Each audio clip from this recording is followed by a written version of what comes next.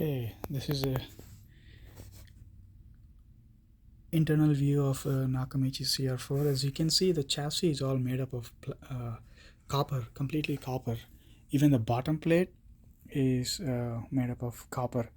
Uh, this deck is so minty that I was lucky to able to find this, and I'm the first person to get inside.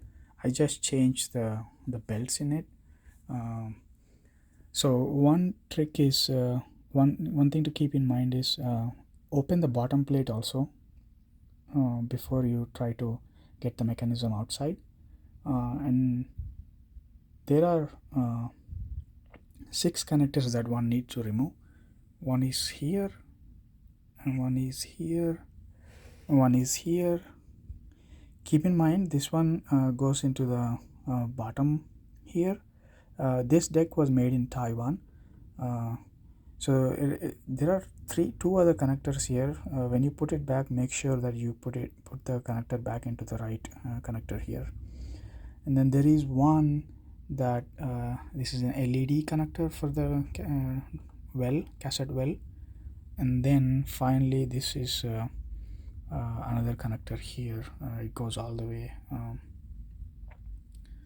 So yeah, it's I just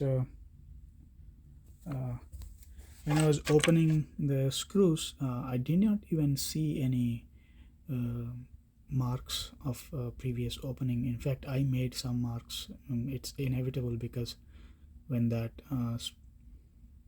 powder coated paint rubs onto the screw on the where the screw touches the the plate, you can see copper is visible. Like, it's all completely copper. The whole chassis is made up of copper. It's heavy. It's one of the reasons it's heavy. You can see the transformer is also enclosed in a copper enclosing. So for this mechanism, you also have to remove the ground lug, which is visible here. Now I did not go ahead and I did not do any cleaning of these motors for the oxidation. We'll see how it goes. When I first got this deck, it kind of gave a little bit of trouble, but I kept it running a lot.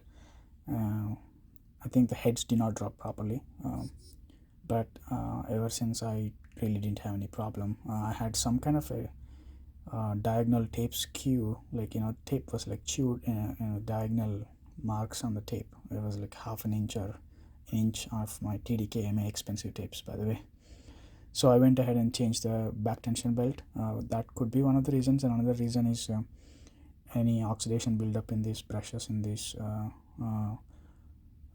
mode motor will also prevent the heads from dropping down, and then creates funky issues. So, but anyways, you just keep it going. Never let it sit idle. Then it should be fine.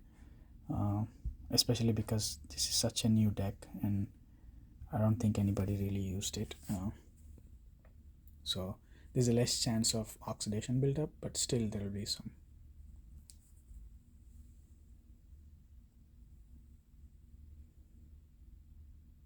So in another video, I also posted the frequency response of this after the belt change and just a regular cleanup. I also cleaned the pinch rollers with Windex.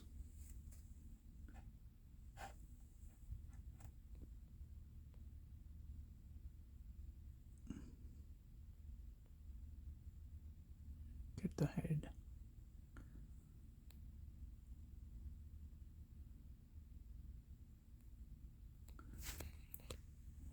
Let's see if I have any light here.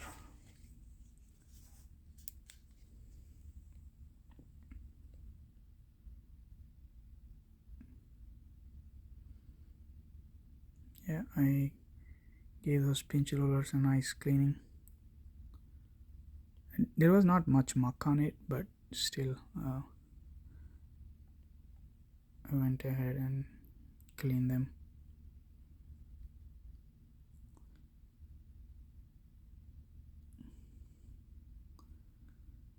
So while I took it apart and then put it back, I think I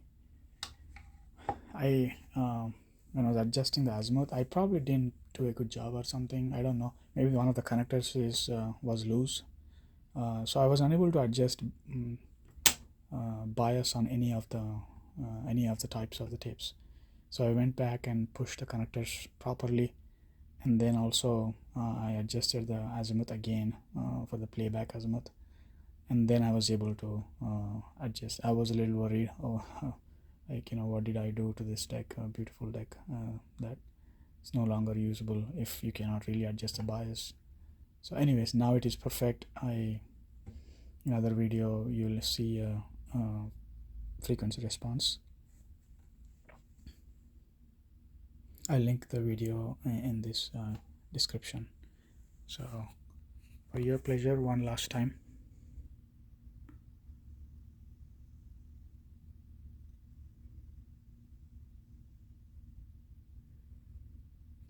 Okay, thank you.